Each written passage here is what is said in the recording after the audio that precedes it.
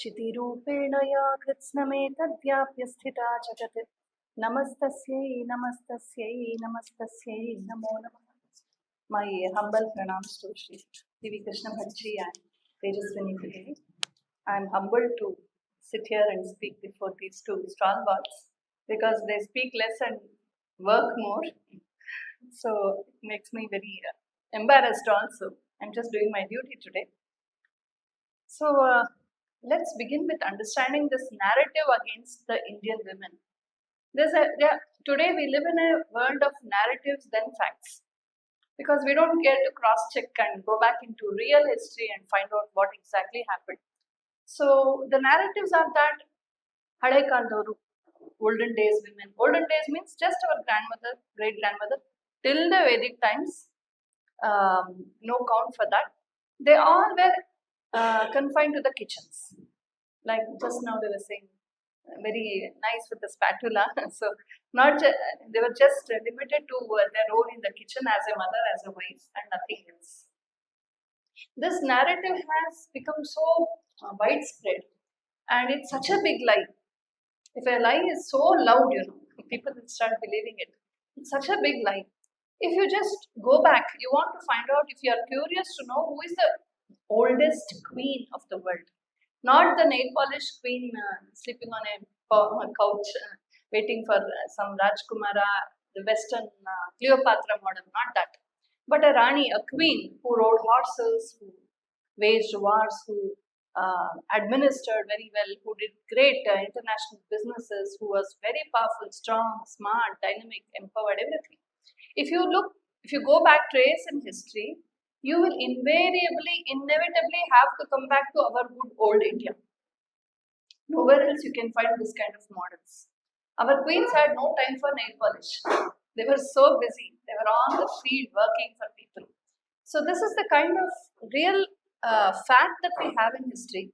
From the Vedic times, we see people like Vishphala, one of the Rishikas, who fought in a war and lost her leg, and she was blessed with an iron leg by Indra.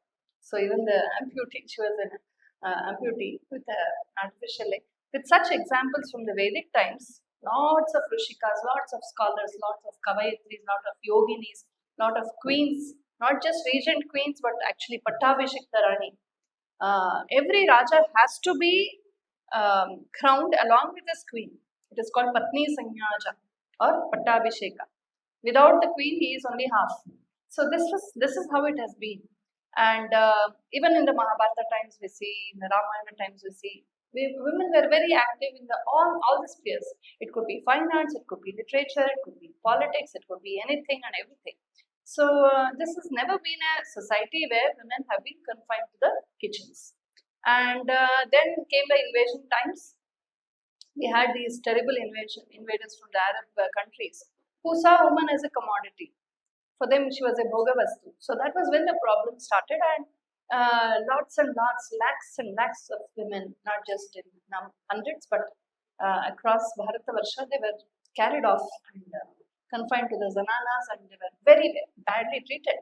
So that was a time of trauma when women were slowly kind of sanctioned. You don't go outside, be careful, be careful. So these social changes caused women to take a back step.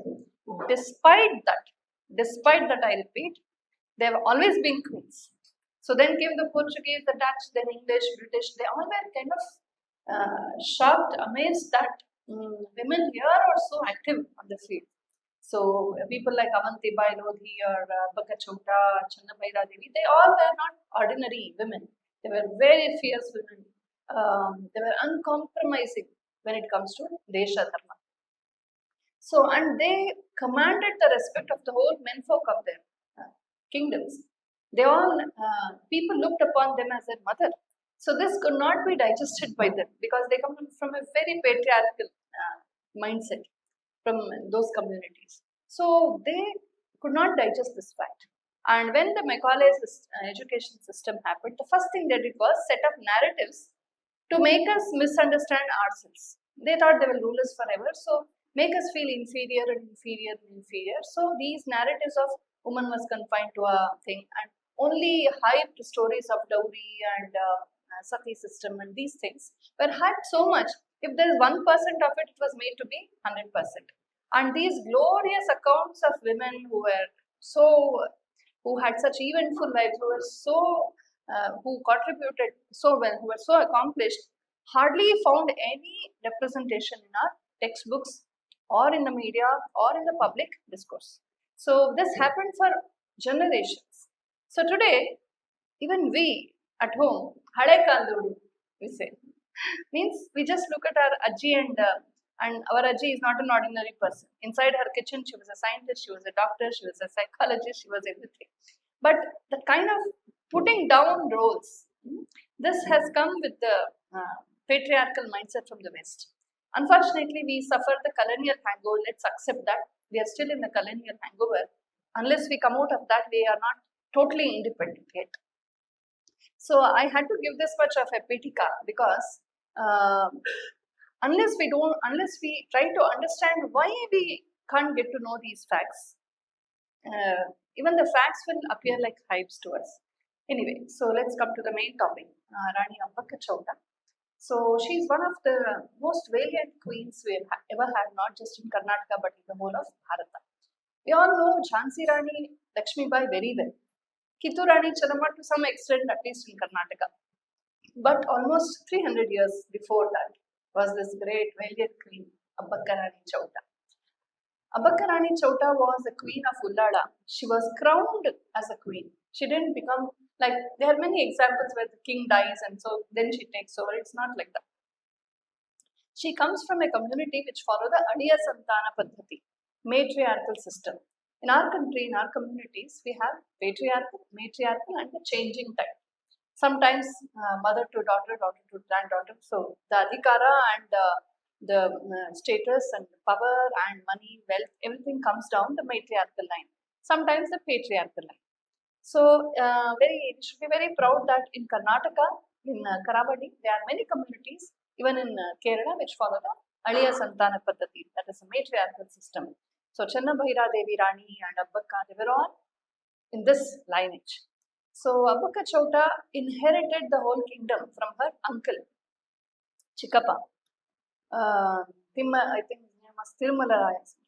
He was the king and then she inherited from him and he inherited from his mother. So it's either the daughter's son or the daughter herself will always become the ruler. So when her uncle, before he died, he made an urgent marriage arrangement for her with the neighboring king of Mangaluru called Lakshmarasu Bangaraju. Banga is one dynasty, Banga is one Rajavamsha. He belonged to that. So Bangaraju, Lakshmarasu Bangaraju. And there are two versions of the story. I'm not sure about which is exactly the authentic one because I've kept on hunting for the material, but I get both types of versions. According to one version, she could not get along with her husband because from the very beginning, from his very young days, unfortunately, he fell into the company of the Portuguese. And the Portuguese would woo him with wine and girls and many other gifts and parties. So he was kind of a friend of the Portuguese. So she could not get along. She was a fierce nationalist.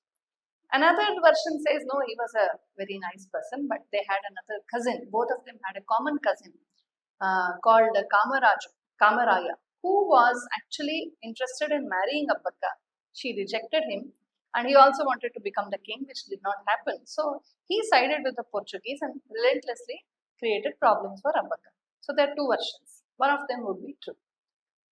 Now, this Abbakka was trained in warfare, she was trained in Rajadharma, she was trained in chariot racing, she was trained in horse riding, she was very good in all these martial arts, and it seems she would always compete with boys and defeat them.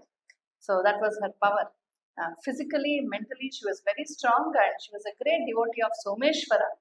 Some accounts say she is a Jain, but most of the accounts propose that she belonged to the Bunts community, the Hindu community, and I'm not sure. And she was a great devotee of Someshwara, who was a Kuladaiva. So in Ullada, where she ruled, the beach is also called Someshwara Beach. So this Rani Abbakka, from a very young age, was trained to be a leader. She had leadership in her veins. So she took over very naturally, and her Pattabhisheka was duly performed in Ullada.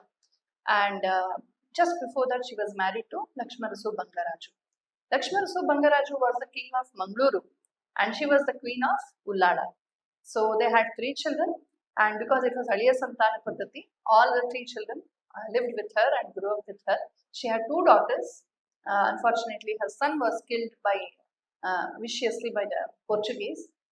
Later on in the war, we see, and 2 of her daughters were as valiant as she was. So they also led some parts of the troops. That is what we hear. Now, Abbakka Rani observed one thing. A few years before, or maybe a generation or more before Abbakka Rani took over as the queen, already the Portuguese had started interfering into Indian politics. So initially they came as merchants, and then you know how nasty and cruel they have been with the Govantaka area. So they killed and massacred people in great numbers. They did a genocide. The whole of Diu Daman, every soul was killed there.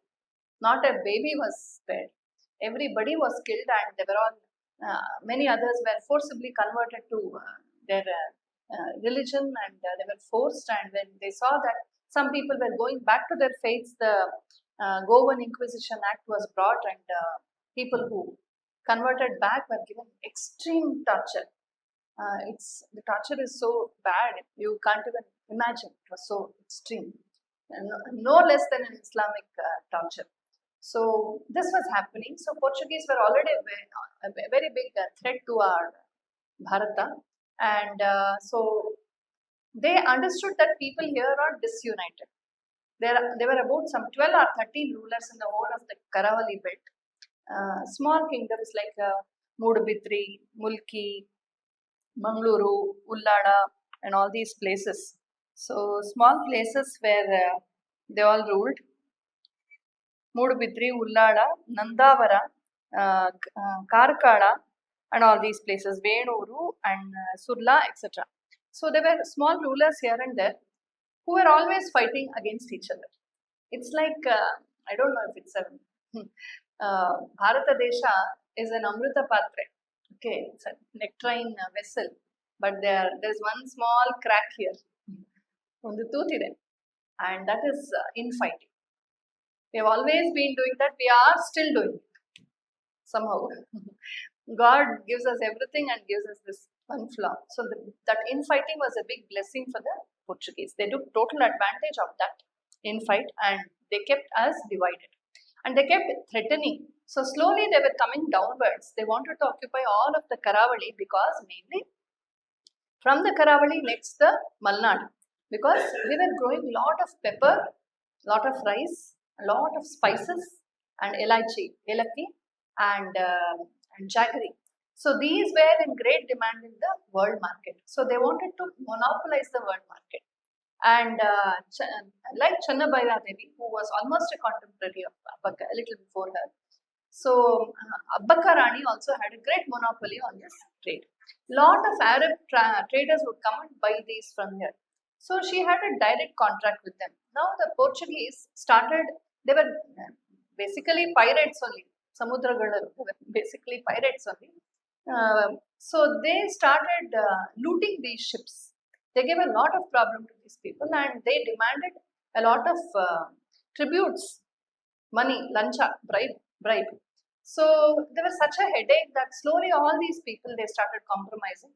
They used to just dodge into the ships. They would dodge into their markets and start killing and looting people and burning up their goods. So these rulers who were always fighting against each other could never unite. So they started giving bribes to the, calling them tributes, no, actually bribes, just to not destroy their goods. This was going on. So Abbakka Rani Chowta saw this, and she was the first person in Karavali at that time to say no. Who are you?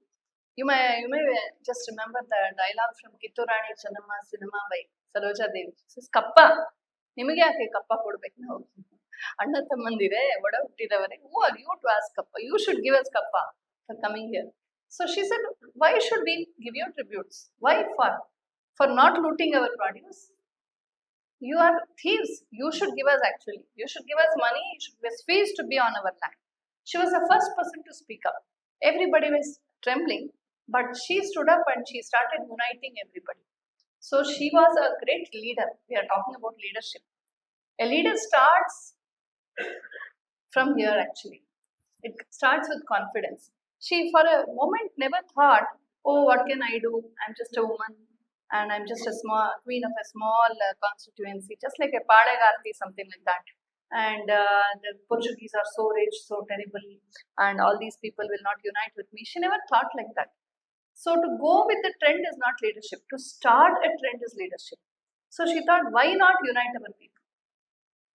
She got this to her mind and she started. She worked very hard. It was not that easy because they were all totally terrorized by the Portuguese, and Portuguese were very nasty people. So she started saying, I will not pay the tributes. I will not pay the bribes. Her conflict with the Portuguese started like this somewhere around 1625. I think in 1624 or 25 she was coronated. From since then she started telling, no, we have Swabhimana, we should have our pride, self-esteem, we will not give.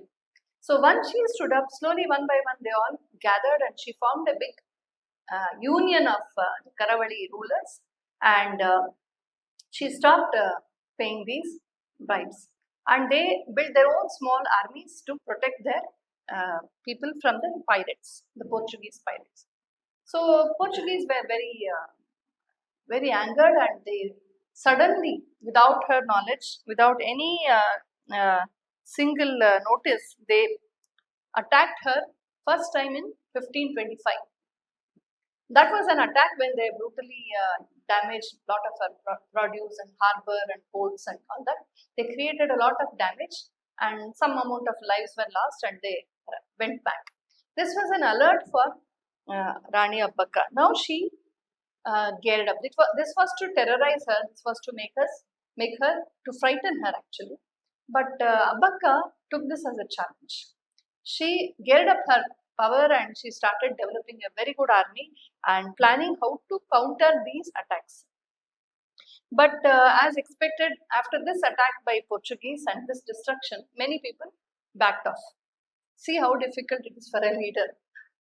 It's very easy to impress people standing on a podium and speaking to people. They will all clap, say yes, yes, wow, that's okay. But who will stand with the person is very difficult. So Abbakka Chowta started finding problems with her own people. They were all afraid of the Portuguese, said, no, this will happen to us also, our ports next time, so we will not come with you. She had a very tough time bringing them together. According to one version, as I told you, Kamaraya was one of the royal members who was very revengeful of Abbakka, and he took this as an opportunity and he sided with the Portuguese. He pretended to be a part of Abbakka's team, but he was leaking the secrets to the Portuguese side, and Portuguese gave him good royal gifts for that. So this is how he started betraying Abbakka Chowta. Just a few years after this, just 2 years after this, again the Portuguese, a few years after this, again the Portuguese came. They tried to attack her, and because she never paid the tributes, and this time she was totally ready for that. So they came, of course, attacked. They did manage to do some damage, but that very night they thought they have already won the war, and they were all rejoicing in the ship. Almost 200 to 300 people of the Portuguese army had gathered, and they were all drunk. They were partying. They were just merrymaking. And Abbakka Chowta, she led the army from the front. She is known for that. Usually the leader says, you go here, they'll be there at the back. But here she was leading from the front. So all she and her men, they dressed in black, smeared their body with a black tar kind of paint. And then they all rushed to the sea and they burned the whole ship. They burned the whole ship, and more than 200 of the Portuguese men were killed on the spot, and all their ammunition and whatever weapons they had, Abbakka seized them, and their admiral was put to great shame. The Portuguese names are quite long. Admiral Dom Alvaro de Silveira. So he was put to great shame, and he just resigned and went back to Portuguese forever. Because in that patriarchal society, to be defeated by a woman was very insulting. So for us, it's okay, woman or man, we see who is on the side of Dharma. So after this, the Portuguese had to keep quiet for a long time. They could not attack for the next 7 years. They didn't dare to. Nobody dared to attack Abbakka again, and now again she got the admiration of all her people, and that whole unity of feudals. They called her Abhaya Rani. Namage Abhayavanna Kuttavalu. She who gave us this fearlessness. And so this continued, and she now totally monopolized the trade, and she said, we will do our trade in our way. Who are you to ask? So for quite a long time, Portuguese could not come back. But then they were still there, and they were looking out for a chance, and they got this Kamaraya, and they sided with him, and through him, they got all the information about her battle strategies. Unfortunately, we have such hypocrites and traitors. It happened to Jhansi Rani, it happened to Kittur Rani Channamma, it happened to all of them. These types of people, one or two of them. So because of that, they again got to know her strategies, and Abbakka Rani Chowta, for 40 years she fought with them. Not 1 or 2 years. When I tell all this, it would seem like 1 or 2, 3 years. It was 40 years, 40 long years. So imagine one leader of a small province in Ullada, she could somehow garner the support of all the people around her who were always fighting actually. She could manage to unite them, and she could fight out an enemy which is so demonic in nature. And then somewhere around 1557, they again attacked, and they destroyed the Ullad port, which was an international port. In those days, Ullada port and Mangalore port, they were all international ports where Arabs and other people from the west used to come and trade. And then this time she resisted, and she expelled them, and she went back and caused a lot of damage to the Portuguese once again. And every time they came, she was ready to face that, and she could counter them. So this kept happening repeatedly. And finally, in 1570, that was when this Kamaraya had totally caused an internal sabotage in her army. And according to one version, he wanted to mentally weaken her because she was a very, very valiant, very powerful queen who never compromised. As I told you, she led from the front, and she was motivating her soldiers so much. So this Kamaraya, who was an insider, he was dressed as this queen's soldier, and he killed the king, her husband, Lakshman Bangaraju, from behind in the war. So when she had no time to even mourn for her husband, imagine the trauma of this great leader. Now, to weep for her husband, her deceased husband and deceased son, as a mother and as a wife, that itself is a very big agony to face. And she digested that. She continued to war. Although everybody told her, you are going to lose this war, they are short in numbers, it's not going to happen. But she still said, no, I have decided to fight the enemy. You have to expel them from our land. It's what I have lost, my husband and son, is my personal loss.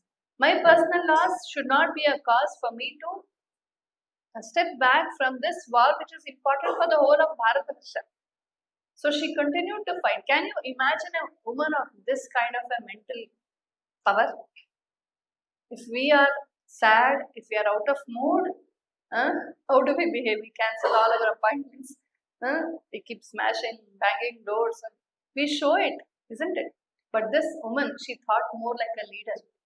A leader, actually, praja sukhe hitam rajnyaha, sukham rajnyaha. In Arthashastra, Chanakya says, the moment you become a Raja, praja sukha is your sukha. You have nothing called personal sukha. This is Chanakya's words from Arthashastra. So this is what our people followed. This is what Rama Sita followed. They suffered all life. They were separated. Why? Because Prajabhimata. just to respect the people. You could have just pushed them aside, dismissed of, hey, what these people will, all this is loose talk. No, but he respected even the loose talk, saying, people have this opinion. Can you imagine kings and queens like this in any other society? This is what our Smritis, Dharma Shastras have given. Everybody has a duty. Duty first, everything next. Samashti Hita and Vyashti Hita. Vyashti is my personal thing. Samashti is the whole Samashti, the whole community. So when there is a conflict between Vyashti and Samashti, now Abbakka Chowta, she had to choose between weeping for her husband and son and leading the army. Imagine the kind of Sthita Prajnatva she had. We discourse on Bhagavad Gita, Sthita Prajnasya ka bhasha samadhistasya keshava, Sthita dev kim prabha cheta kimasita brajeta kim. How does a Sthita Prajna behave? He is sukha dukhe samay kritva labhana jaya jayo. Exactly what Abbakka did. She had such a balance of mind, such a commitment to her people, with such an agony in the heart. She planned and told her very close people to take away her daughters to a safer place, and her daughters were not compromising. They were saying, we'll come and fight with you on the battlefield. She safeguarded her daughters, and she was totally very badly wounded in the war, and according to one story, she had blood all over her body, and she was to be taken away for treatment. She says, no, I'm going to die anyway, but if I am removed from here, our soldiers will run away. I want my soldiers to fight even if they die, but not to run away. Because in history, we should not be remembered that these people ran away from the enemy. I'm sure all of you have watched the Chava, right? That is the spirit that these people wanted to give us. She knows she's losing the war. She's almost lost the war. She's lost her husband. She's lost her son. She's going to lose her life. But she will not compromise, because losing is worse than death. This is how the Bharatiya Kshatra has worked through the veins of our great people. So she's a perfect example of Kshatra. What is the role of a Kshatriya? Kshetra Rakshana. To protect at any cost. To protect one's people, to protect our land, to protect our dharma, to protect our land, our samskriti, everything. Today for votes, what all our many politicians do, we are seeing it in our own state. It's horrible. We have to protect. To protect is most important. And Abbakka Rani Chowta is a perfect example for that. So she has had 6 big battles with the Portuguese and hundreds of other smaller tussles. The last battle also she lost because of her own people's betrayal, and not because she was in any way weaker. So she even took the support of the Bijapur Adil Shahis, which did not work for her. She also tried to take the support of the Keladi Nayakas to unite all the people there, because the moment the Vijayanagara Samrajya after the Talikota Yuddha disintegrated, all these people, including Abbakka Chowta, they were the Mandalikas, they were the feudals of the Vijayanagara Samrajya. So everybody wanted to separate and claim independence. Now the problem is that when everybody wants to claim independence, they all become so segregated and they become vulnerable for the foreign invasions. What Bhagavan Chanakya did, the Shodasha Janapadas that we had, very ancient 16 kingdoms, he united them under the Mauryan flag. That was a republican system. They are very wrong assumptions, narratives again, that Britishers united us, they consolidated India. Nonsense. They only divided us. We already had this. Vijayanagara Samrajya itself was a great Deccan republic. It had united a big part of this. And taking inspiration from this same thing Shivaji Maharaj tried to do. He wanted to unite everybody. It was not about a Maratha Kannada war. It was not about a Maratha Gujarati war. He wanted to unite everybody under one banner so that we can keep outside. That is why he called it Swarajya. Swarajya, our Rajya. So Abbakka was one of such great valiant fighters. She was not the first freedom fighter who fought against the foreigners. There were many more. In fact, Lalita Aditya was there from 9th century, since the Arab invasions, whoever came, not a single foreigner was allowed to have a peaceful night sleep. Nobody, because our great people, our great men and women used to fight them and fight them and fight them relentlessly. So everybody has seen our kshatra. Just imagine, there were so many civilizations across the world. Greek civilization, Mesopotamian civilization, Egyptian civilization, so many Mayan civilization. Where are they? Hundreds, thousands of tribes in Africa with their own music, their own culture, their own political setups, their own identity, their own religion, their own faith, their own political ecosystem, etc. Where are they? When the mad faith started colonizing the world, they totally destroyed them in 10 years, 50 years, 100 years, 200 years, 300 years. But for Bharatavarsha, they have been trying to do till date from the last almost 2000 years. But still they are not successful. We have been the most resistant people, not the most vulnerable people, as the narratives say. People like Abbakka Chowta, people like Channabaira Devi, another queen, I think we should hear her also next time, who also lived on the coastal belt. She ruled for 56 years. Her rule itself was 56 years old. And totally, the Portuguese could not wag their tail as long as she was a queen. Look, so this is how our queens and kings, our rulers, our patriarchs have safeguarded our land, our dharma, our samskriti, our market, our economy, our identity, our asmita, from Bindi to Vedanta, everything they honored and respected. Today, so easily, because of some American dream, we live here like Americans. What is it nonsense? It's good to go, learn, earn, come back, but never lose our roots. The day we are proud of our bindi, the day we are proud of our Kannada, our Sanskrita, we are proud of our dress, proud of our roots, proud of our dharma, proud of our identity, then we are really strong. Because pride should be it's an inside out thing.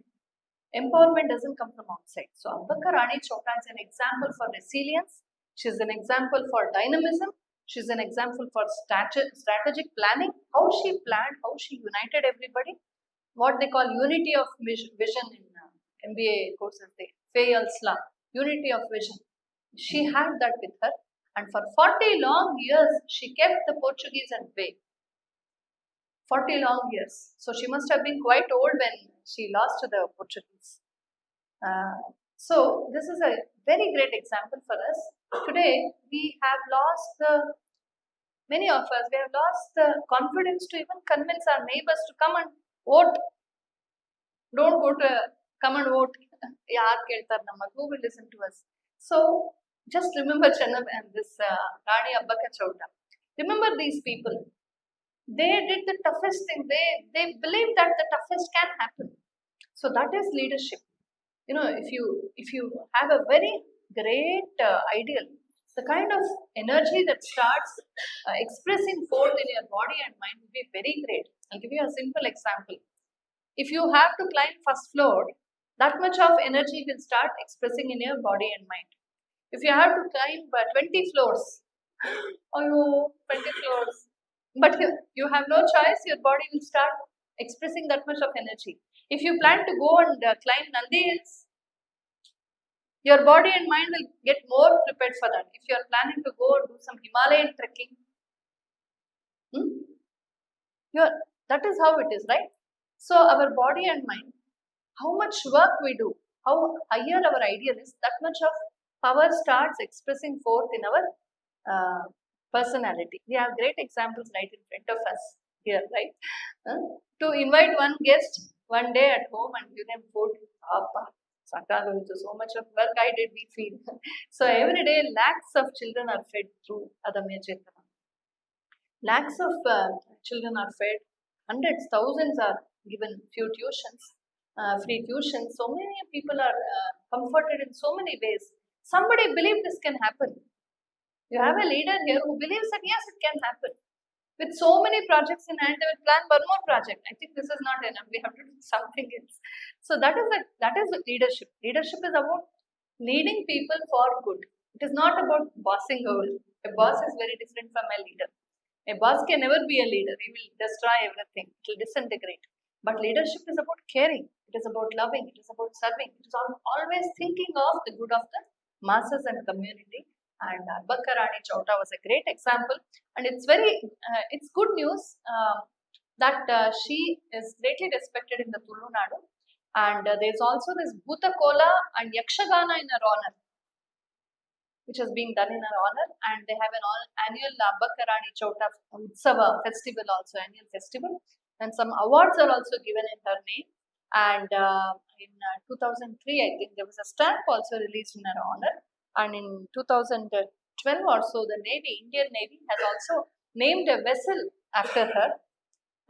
So people think it's only, of course, Shivaji Maharaj is very great. He did very great things with the Navy. But much before him also we had very good Navy powers, and one of them was Abbakka Rani Chowta, then we had Martanda Varma, all these people. So we should not forget anybody. Before Shivaji, after Shivaji, and the whole parampara we should always remember. So Abbakka Rani Chowta is a great pride for us. I think we should have a very good movie like Chava made on her with such good technology. It's high time. We should please suggest and get this done. We should have a movie which will actually showcase the true Indian women in her true Kshatriya form. We have had enough of weeping widows and beating husbands and all this. Too much. I don't say that doesn't exist. It is there. But we also have models like Abbakka Rani Chowta. So I think we have to give these models so that our girls get their backbone straight. They have a twinkle in the eye. They get up and become more powerful and more confident. Today we are, our girls and boys are scared of even cockroaches and rats. But that's not so. We need women who are very powerful, physically, mentally, morally, spiritually, and are very nationalistic in their field. Empowerment is not about just I speak a bunch of English words, wear Western dresses, go to MG Road, party, hang around and go to America, foreign trips. This is not empowerment. This is waste of time, waste of money. Real empowerment is about becoming physically, morally, mentally, spiritually strong and using that strength for the good of our own people. So Abbakka Rani is a great example for us. We should be very proud that she was born in Karnataka. We should be proud that we are born in this great Karnataka, which gave Bharatavarsha and the world such a powerful leader. And what else? My heart goes with total pranams to that great Chetana. And in Bengaluru, just very close to ISKCON temple, that Mysore sandal soap factory, there's a small circle there.